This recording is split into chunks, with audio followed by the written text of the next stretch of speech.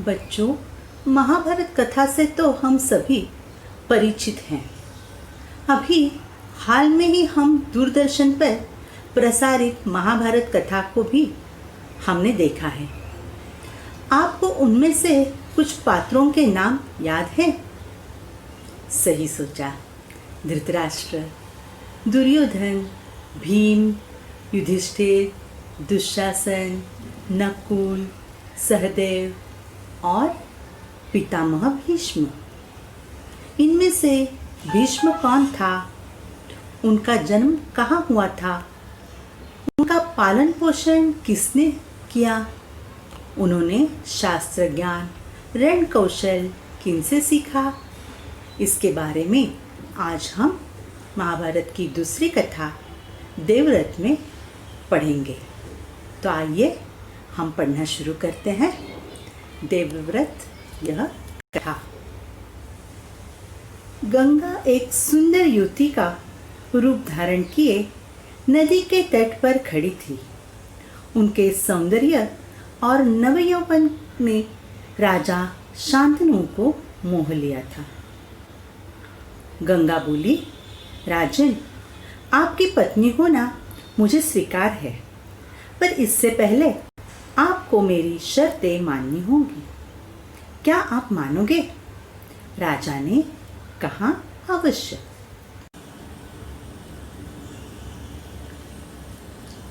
अभी हम देख लेते हैं। गंगा एक सुंदर युवती का रूप धारण किए नदी के तट पर खड़ी थी।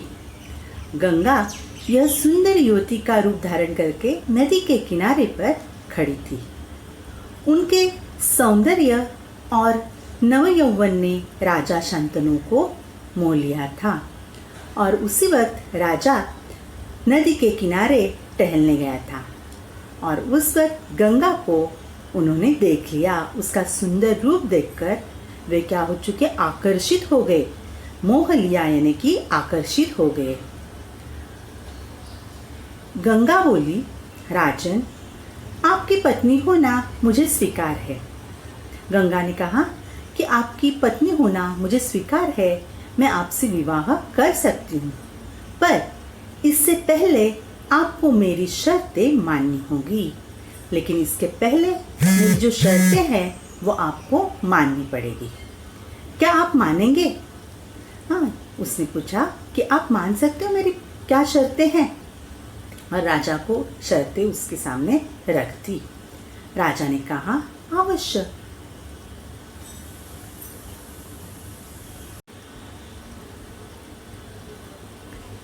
राजा शांतनु ने गंगा की सारी शर्तें मान ली और वचन दिया कि वह उनका पूर्ण रूप से पालन करेंगे। समय पाकर गंगा से शांतनु के कई तेजस्वी पुत्र हुए, परंतु गंगा ने उनको जीने नहीं दिया।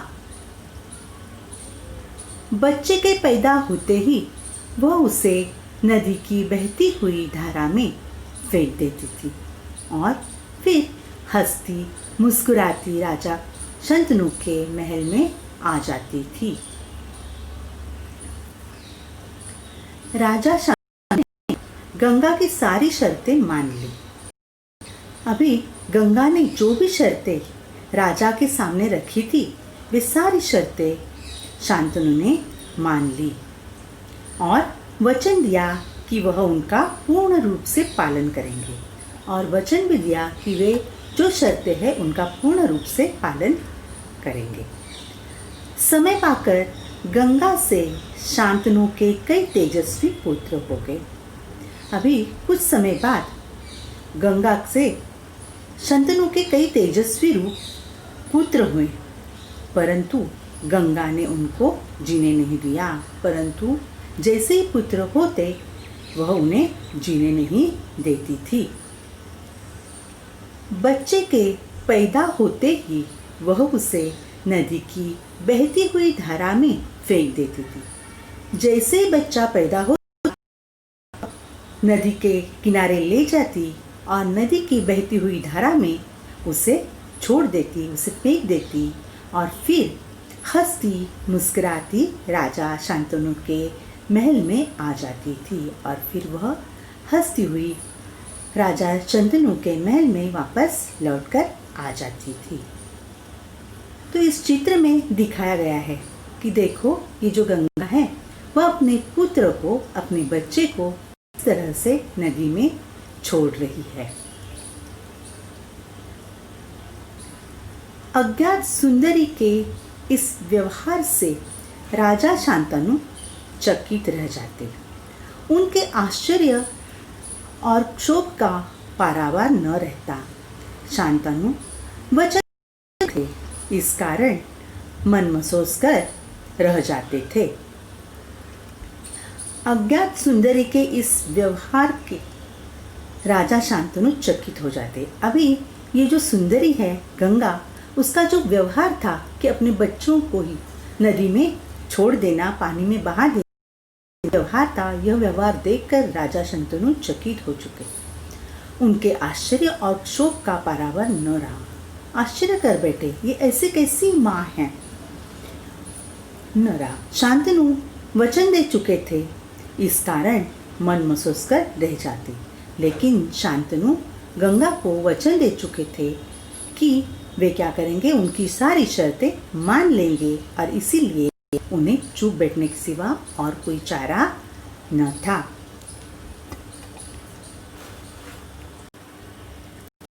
सात बच्चों को गंगा ने इसी भांति नदी की धारा में बहा दिया। आठवां बच्चा पैदा हुआ, गंगा उसे भी लेकर नदी की तरफ जाने लगी तो शांतनु उससे न रहा गया। बोले, माँ होकर अपने नादान बच्चों को अकारण ही क्यों मार दिया करती हो?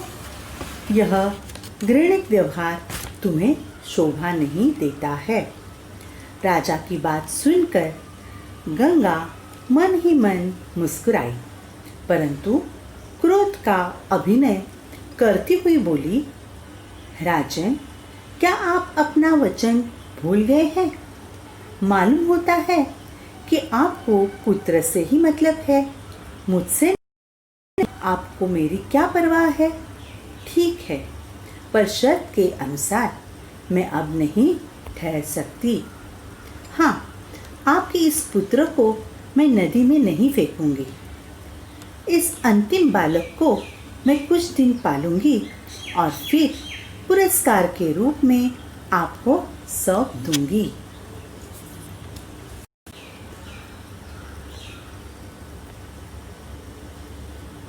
सात बच्चों को गंगा ने इसी भांति नदी की धारा में बहा दिया।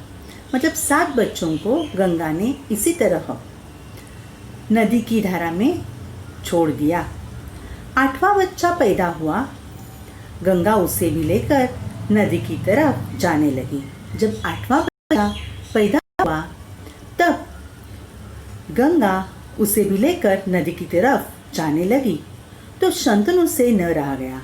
तो शंतनु ने उसे मना कर दिया और बोले, माँ होकर अपने नादान बच्चों को अकारण ही क्यों मार दिया करती हो? तो उसने कहा कि तुम माँ हो बच्चों की और ये नादान बच्चे हैं, अनजान बच्चे हैं, तो इन बच्चों को तुम अकारण क्यों मार दिया करती हो? क्यों मार रही हो एक माँ होकर भी? यह घृणित व्यवहार तुम्हें शोभा नहीं देता है। तो घृणित यानी घृणा करने लायक जो व्यवहार है वो तुम कर रही हो, ये तुम्हें शोभा नहीं देता। राजा की बात सुनकर गंगा मन ही मन मुस्कुराई। राजा की यह बात सुनकर उसे मन ही मन हंसी आई, परंतु क्रोध का अभिनय करती हुई बोली, क्रोध यानी गुस्सा, अभिनय नाटक, क्रोध का नाटक किया यानी गुस्से का उसने नाटक किया और उसने कहा, राजन, क्या आप अपना वचन भूल गए हैं? उसने याद दिलाई कि आपने मुझे वचन दिया है और वो वचन आप भूल गए। मालूम होता है कि आपको पुत्र से ही मतलब है। आपको देखकर ऐसे लग रहा है कि आपको पुत्र से ही मतलब है, मुझसे नहीं। आपको मेरी क्या परवाह है? आपको मेरी परवाह नहीं है, ठीक है, पर शर्त के अनुसार मैं अब नहीं रह सकती, लेकिन जो शर्त आपको मैंने लगाई थी, तो उस शर्त के अनुसार मैं अब यहाँ नहीं ठहर सकती, नहीं रुक सकती। हाँ, आपके इस पुत्र को मैं नदी में नहीं फेंकूंगी। अब मैं इस 8वां जो आपका पुत्र है, इसको नदी में नहीं फेंकूंगी। इस अंतिम बालक को मैं कुछ दिन पालूंगी। ये जो अपना बालक है, 8वां पुत्र, उसे मैं पालूंगी, बड़ा करूंगी।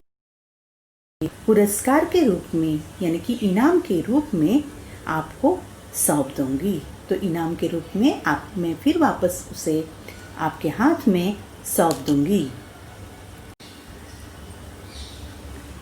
यह कहकर गंगा बच्चे को साथ लेकर चली गई। यही बच्चा आगे चलकर भीष्म पितामह के नाम से विख्यात हुआ। गंगा के चले जाने से राजा शांतनु का मन विरक्त हो गया। उन्होंने भोग विलास से जी हटा लिया और राजकाज में मन लगाने लगे। यह कहकर गंगा बच्चे को साथ लेकर चली गई। अभी गंगा ने कहा, मैं नदी में उसे फेंक तो नहीं दूंगी, लेकिन मैं इसे अपने साथ ले जाऊंगी और आपको पुरस्कार के रूप में दे दूंगी। तो ऐसे ही वह अपने साथ में लेकर चली गई। यही बच्चा आगे चलकर पितामह के नाम से विख्यात हुआ। तो यही बच्चा आगे जाकर भीष्म पितामह के नाम से प्रसिद्ध हुआ। गंगा के चले जाने से राजा शांतनु का मन विरक्त हो गया। गंगा के चले जाने के बाद शांतनु का मन दुखी होने लगा, दुखी हो गया। उन्होंने भोग विलास से जी हटा लिया और राजकाज में मन लगाने लगे। एक दिन राजा शिकार खेलते खेलते गंगा के तट पर चले गए तो देखा, किनारे पर खड़ा एक सुंदर और गठीला युवक गंगा की बहती हुई धारा पर बाण चला रहा था। बाणों की बौछार से गंगा की प्रचंड धारा एकदम रुकी हुई थी। यह दृश्य देखकर शांतनु दंग रह गए। एक दिन राजा शिकार खेलते खेलते गंगा के तट पर चले गए। एक दिन राजा शिकार करते करते गंगा के किनारे पर चले गए तो देखा, किनारे पर खड़ा एक सुंदर और गठीला युवक गंगा की बहती हुई धारा पर बाण चला रहा था। और उन्होंने देखा उस वक्त कि किनारे पर ही एक सुंदर सा जवान बालक गंगा की बहती हुई धारा पर बाण चला रहा था। बाणों की बौछार से गंगा की प्रचंड धारा एकदम रुकी हुई थी और बाणों की बौछार से और बाण इतने तेज थे कि गंगा की प्रचंड धारा से, तीव्रता से, उसकी तेज से क्या हो गया, वह गंगा का प्रचंड धारा एकदम सी रुक गई। यह दृश्य देखकर शांतनु दंग रह गए। यह दृश्य देखकर शांतनु एकदम आश्चर्य हो गए। ये ऐसे कैसे हो सकता है? अचानक से यह धारा एकदम से रुक क्यों गई? इतने में ही राजा के सामने स्वयं गंगा आकर उपस्थित हो गई। गंगा ने युवक को अपने पास बुलाया और राजा से बोली, राजन, पहचाना मुझे और इस युवक को? यही आपका और मेरा 8वां पुत्र देवव्रत है। महर्षि वशिष्ठ ने इसे शिक्षा दी है। शास्त्र ज्ञान में शुक्राचार्य और रण कौशल में परशुराम ही इसका मुकाबला कर सकते हैं। यह जितना कुशल योद्धा है, उतना ही चतुर राजनीतिज्ञ भी है। आपका पुत्र आपको सौंप रही हूँ, अब ले जाइए इसे अपने साथ। गंगा ने देवव्रत का माथा चूमा और आशीर्वाद देकर राजा के साथ उसे विदा कर दिया। इतने में ही राजा के सामने स्वयं गंगा आकर उपस्थित हो गई। जब शांतनु ने देखा कि वह जो बच्चा था इतना ये था कि वह इतनी बड़ी प्रचंड धारा को, गंगा की बहती हुई धारा को क्या कर रहा था, एकदम उसने रुका दिया। और यह देखकर वह हैरान हो गया और इतने में ही उसके सामने गंगा आकर खड़ी हुई। गंगा ने युवक को अपने पास बुलाया। गंगा ने उस युवक को अपने पास बुलाया और राजा से बोली, राजन, पहचाना मुझे और इस युवक को? उसने कहा। गंगा ने, क्या आपने पहचाना क्या इस युवक को और मुझे? यही आपका और मेरा 8वां पुत्र देवव्रत है। यही आपका और मेरा 8वां पुत्र देवव्रत है। महर्षि वशिष्ठ ने इसे शिक्षा दी है।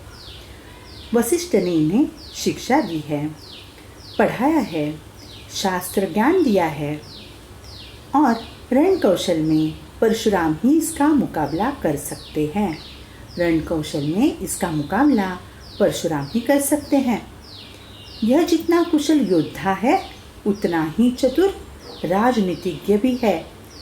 जितना वह योद्धा है उतना ही वह राजनीतिज्ञ, मतलब राजनीति की जानकारी उसे है। आपका पुत्र मैं आपको सौंप रही हूँ। आपका पुत्र मैं आपके हाथ में दे रही हूँ, आपको सौंप रही हूँ। अब ले जाइए इसे आपके साथ। गंगा ने देवव्रत का माथा चूमा। गंगा ने देवव्रत का माथा चूम लिया। जब उसने अपने पुत्र को शांतनु के हाथ में दे दिया तो उसने अपने बच्चे का माथा चूम लिया, उसे आशीर्वाद दिया और कर दिया, उसके हाथ में उसे थमा दिया। यहीं पर अपनी देवव्रत यह कहानी समाप्त हो चुकी।